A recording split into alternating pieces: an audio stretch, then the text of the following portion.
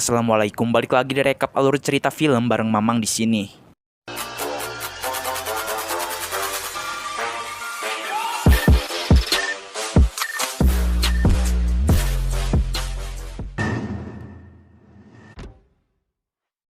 Hai Slur, balik lagi nih di konten movie di channel ini. Sebelumnya Mamang mau mengucapkan terima kasih yang sebesar-besarnya karena channel Mamang Story udah bisa tembus 100.000 subscriber. Kalian itu emang luar biasa banget deh. Maka dari itu, untuk pencapaian ini dan sesuai requestan yang paling banyak dari kalian, Mamang bakal nyoba rekap alur cerita film Danur Universe. Film-film ini merupakan adaptasi dari novel Teh Risa Saraswati. Dan di kesempatan kali ini, izinkan Mamang buat rekap alur cerita film Danur I Can See Ghost. Gak usah berlama-lama lagi, hayu meluncur. Film ini menceritakan seorang gadis indigo yang bernama Risa. Ia bisa melihat apa yang disebut dengan hantu. Dan film Danur pun dimulai. Semua ini bermula ketika Risa kecil yang masih berumur 7 tahun. Saat masih kecil, Risa selalu merasa kesepian. Ia tidak memiliki teman sama sekali. Ibunya Eli yang sedang hamil pun sangat sibuk dengan pekerjaannya sebagai seorang guru. Ayahnya dinas di luar negeri dan hanya pulang setiap 6 bulan sekali. Setiap hari, ia tinggal di rumah neneknya dengan ditemani oleh Mang Ujang, tukang kebun di rumah ini. Kebetulan, tepat pada hari ini, Risa genap berumur 8 tahun. Karena ibunya tak kunjung pulang, Risa pun merayakan ulang tahunnya sendirian. Ia tidak meminta apapun, yang ia inginkan hanyalah seorang teman. Setelah lilin tertiup, seketika Risa mendengar sebuah nyanyian lagu Boneka Abdi. Oh Abdi diajukan boneka Abdi.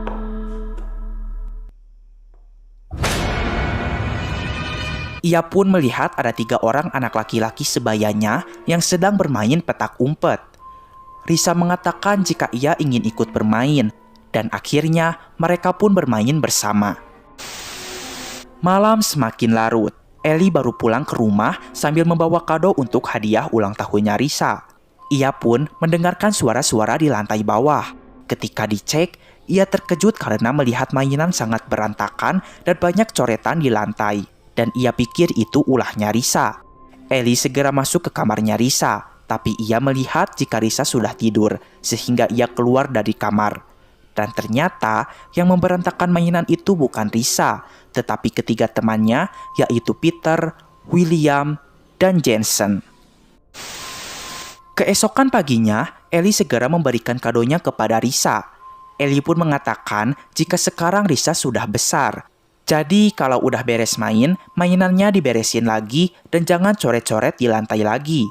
Risa mengatakan jika itu bukan perbuatannya. Ketika dicek kembali, tiba-tiba lantai sudah rapih dan semua coretan sudah menghilang Slur. Semenjak kehadiran mereka bertiga, kini kehidupan Risa menjadi lebih berwarna. Ketiga anak lelaki itu sering menyanyikan lagu Boneka Abdi. Risa bertanya, mereka bertiga belajar lagu itu dari mana? Itu kan lagu Sunda. Muka Peter tidak seperti orang Sunda, ucap Risa. Peter menjawab jika pembantunya yang mengajarkannya. Dan ia memang bukan orang Sunda. Mang Ujang yang melihat Risa bermain sendirian pun seketika ketakutan dan merinding tidak karuan. Mereka berempat pun bermain lari-larian hingga menuju sebuah pohon besar yang berada di dekat rumah neneknya Risa. Peter, William, dan Jensen mengatakan jika Risa jangan mendekati pohon itu. Dan mereka semua pun kabur. Takinten saena sareng lucuna. Malam harinya, Risa menjadi bisa menyanyikan lagu Boneka Abdi. Ibunya bertanya jika Risa belajar lagu itu dari siapa. Risa menjawab dari teman-teman barunya. Setelah itu ia segera tidur. Kemudian Eli yang sedang menyelesaikan pekerjaannya dihampiri oleh Mang Ujang. Eli bertanya, apakah Mang Ujang tahu siapa teman barunya Risa? Mang Ujang menjawab jika Risa selama ini suka bermain sendirian. Mang Ujang menyarankan agar Eli memanggil Abah Asep yang merupakan orang pintar. Eli menjawab jika ia akan memanggil psikiater aja yang memang udah ahlinya. Mang Ujang lebih menyarankan Abah Asep karena takutnya di rumah ini ada setan, Slur. Karena Eli sering melihat Risa bermain dan tertawa sendirian, akhirnya Eli memanggil temannya yang bernama Sinta yang merupakan seorang psikiater. Tiba-tiba, Sinta merasakan ada seseorang yang menyentuh kakinya. Ternyata di bawah meja ada Risa, Slur. Ibunya bertanya jika Risa sedang apa. Risa menjawab jika ia sedang bermain petak umpet bersama teman-temannya. Ibunya mengatakan jika ia ingin melihat teman-temannya Risa. Yansen, William, ayo keluar. Yansen, William, tunggu. Melihat hal itu, Sinta pun tidak yakin jika ia bisa mengobati Risa. Sinta rasa jika Risa ini tidak mengalami masalah psikologis, Lur. Eli yang sudah kebingungan pun segera memanggil Abah Asep untuk mengobati Risa. Di samping itu, Risa bertanya, mengapa yang bisa melihat mereka bertiga hanya dirinya saja? Peter menjawab, jika tidak semua orang bisa melihat kami, Risa, jadi kalian ini bukan tetanggaku, tanya Risa. Mereka pun menggelengkan kepala. Peter mulai menjelaskan jika ia lahir dan tinggal di Indonesia. Orang tuanya meninggal ditembak oleh Nippon atau Jepang yang baru sampai di tanah air. Dan ia juga mati dibunuh oleh Nippon di rumah ini. Begitu juga dengan Jensen dan William. Mereka juga mati dibunuh di rumah ini. Setelah itu Jensen bertanya, apakah kamu takut dengan kami, Risa? Risa menjawab tidak, dan ia ingin bersama mereka selama-lamanya. Di samping itu, Abah Asep merasakan aura negatif yang sangat tinggi di rumah ini. Abah Asep menyuruh Eli agar segera mencari Risa. Dan untungnya Eli belum terlambat. Eli melihat jika Risa akan loncat ke bawah. Risa terus memberontak karena ia ingin ikut dengan teman-temannya.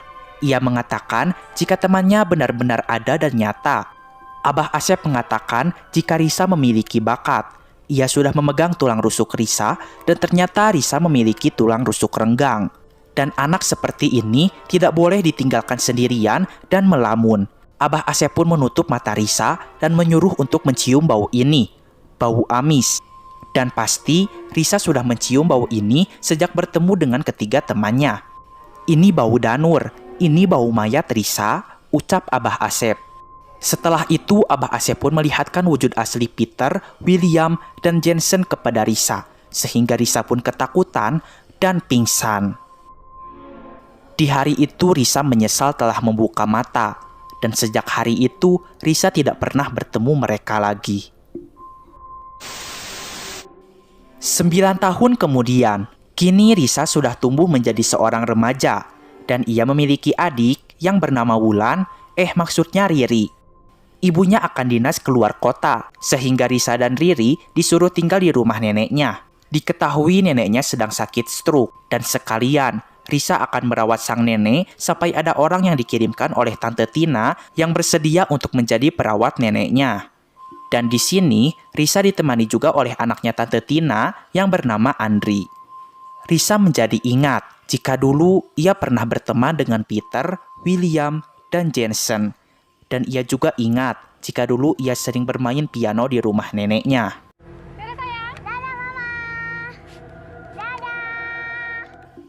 Riri pun bermain sepeda di sekitar halaman rumah. Ia berhenti di dekat pohon besar itu. Dan ketika bermain, tanpa sengaja ia menemukan sebuah sisir. Mama sisirin dulu ya, biar kamu tambah cantik. Dan Riri pun menyisirkan rambut bonekanya. Malam harinya, cuaca pun dordar gelap. Dan tiba-tiba ada yang mengetuk pintu rumah. Setelah dicek, Risa tidak menemukan siapapun di luar rumah. Dan tiba-tiba saja seorang wanita masuk ke dalam rumah. Anak kecil. Ia bernama Asih. Mbak orang yang dikirim sama Tante Tina buat jadi susternya nenek, tanya Risa. Dan Asih menganggukkan kepalanya. Riri sangat senang dan segera mengajak Mbak Asih bermain. Dan mereka pun saling menyisir rambut.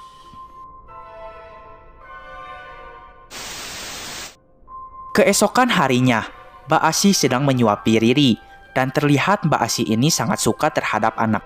Setelah menyuapi Riri, Risa pun menyuruh Asih untuk menyuapi neneknya juga.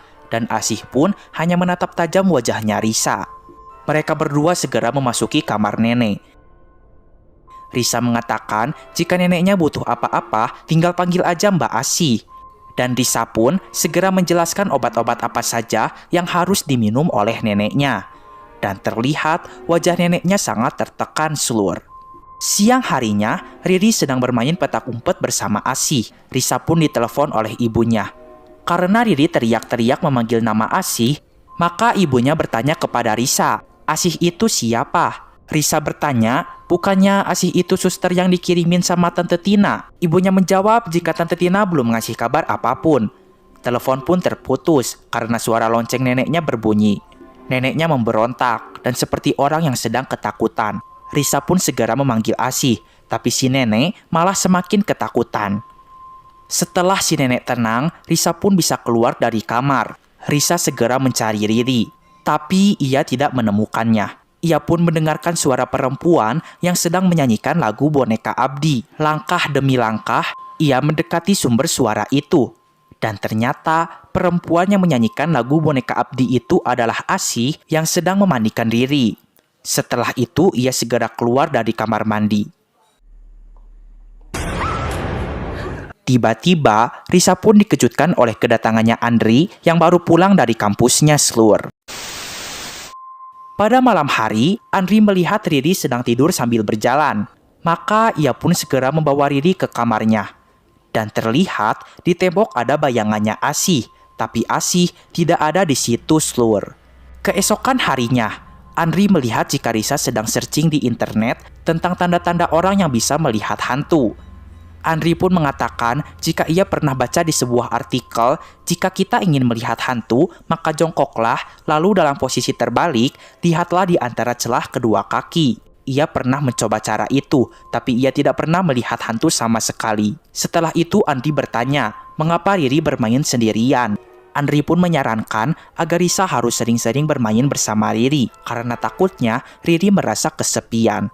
Tapi padahal Riri itu lagi main sama Asih Slur dan ternyata Andri tidak bisa melihat Asih. Berarti Asih itu siapa? Pada saat Risa sedang sholat, Risa pun diteror oleh hantu Asih.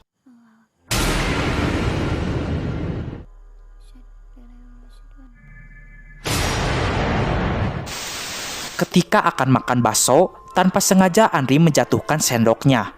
Ketika ia jongkok, ia melihat ada hantu perempuan di celah kedua kakinya, dan ia pun sangat terkejut. Dengan perasaan takut, Andri berusaha memakan bakso dengan santuy di luar rumah, dan ia melihat hantu lagi di balkon kamar neneknya. Setelah dicek, ia tidak menemukan siapapun, dan ia pun panik karena neneknya sudah berada di bawah lantai sambil memberontak. Andri segera memanggil Risa, dan mereka berdua segera mengikat si nenek dan berusaha menenangkannya. Di sisi lain, Riri diajak oleh Asih ke pohon besar yang berada di dekat halaman rumah. Riri ketakutan dan mengatakan jika ia mau pulang. Tapi tangannya malah dicengkram oleh Asih. Setelah neneknya tenang, Risa dan Andri pun mendengarkan teriakannya Riri. Mereka segera mencari Riri. Riri! Riri! Mereka sudah mencari Riri hingga ke sudut-sudut ruangan, tapi sayangnya mereka tidak menemukan Riri.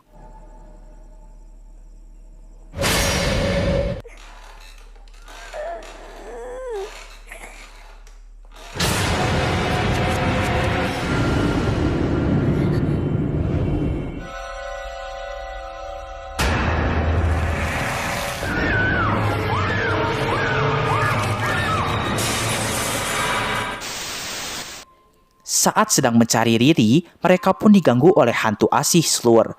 Yang pada akhirnya, Andri pun tak sadarkan diri dan tubuhnya menjadi kaku. Risa yang sudah ketakutan dan kebingungan segera menelepon ibunya. Ia mengatakan jika Riri udah diambil sama Asih. Ia memohon kepada ibunya untuk segera datang ke rumah ini, karena ia kebingungan harus bagaimana lagi. Tak pantang menyerah, demi sang adik Risa pun memutar otaknya. Ia memberanikan diri untuk memanggil teman-teman hantunya pada saat ia masih kecil. Ia memanggil dengan menyanyikan lagu Boneka Abdi.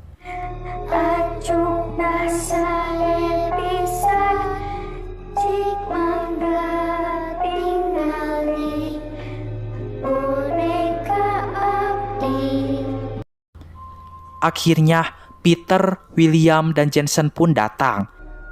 Risa, kamu sudah besar. Dan setelah 9 tahun, tubuh ketiga teman hantunya itu tidak tumbuh, Slur.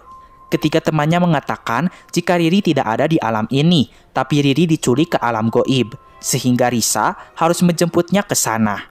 Peter, William, dan Jensen akan membantu Risa untuk memasuki dunia goib. Risa pun segera memejamkan matanya sambil menempelkan tangannya ke tembok, lalu menghitung angka 1 sampai 10. Dan Risa pun berhasil memasuki alam goib. Dengan bantuan dan arahan dari ketiga teman hantunya, akhirnya ia bisa menemukan keberadaannya Riri. Terlihat Riri sedang dipeluk oleh Asih di dalam bathtub. Kemudian mereka pun hanyut ke dalam air. Di samping itu, ibunya sudah sampai ke rumah bersama Abah Asep. Ketika Abah Asep memegang sisir yang diambil oleh Riri di dekat pohon besar, seketika ia mendapatkan penglihatan. Dulu Asih memiliki seorang anak. Banyak para warga yang mengolok-olok Asih dan mengatakan Asih sebagai perempuan biadab, jahanam, dan kata-kata kasar lainnya. Tak hanya dari itu, anaknya pun disebut sebagai anak haram karena tidak ada bapaknya. Karena stres, Asih menenggelamkan anaknya hingga meninggal. Setelah itu ia sangat menyesal. Saking menyesalnya, ia pun memutuskan untuk bunuh diri dengan menyayat tangannya menggunakan sisir besi miliknya. Asih pun tewas di pohon besar itu, dan hantu Asih gentayangan berusaha menculik anak kecil sebagai pengganti bayinya. Abah Asep segera menyuruh Eli untuk menancapkan sisir ini di dekat pohon besar itu. Dengan penuh perjuangan, ia pun segera melakukannya. Setiap kali sisir menancap, maka sedikit demi sedikit tubuh Riri keluar dari bathtub. Risa pun dibantu oleh ketiga temannya untuk menarik badan Riri. Dan akhirnya, sisir itu pun tertancap dan Riri berhasil diselamatkan. Setelah pulang ke rumah, Eli menemukan kedua anaknya berada di dekat bathtub. Akhirnya mereka semua pun sepakat untuk pindah dari rumah ini. Tapi meskipun begitu, Risa berjanji tidak akan pernah melupakan teman-teman goibnya lagi.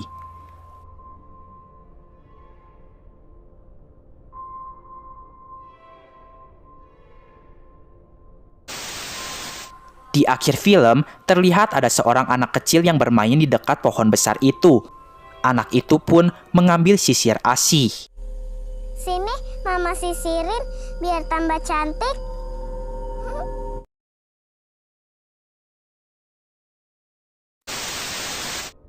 Nah, itu dia seluruh alur cerita dari film ini. Buat video selanjutnya, nanti kita bakal rekap alur cerita film Danur 2 Madah. So, jangan sampai ketinggalan ya. Oke lah, segitu dulu aja video kali ini. Mamang pamit dulu. Keep enjoy and see you.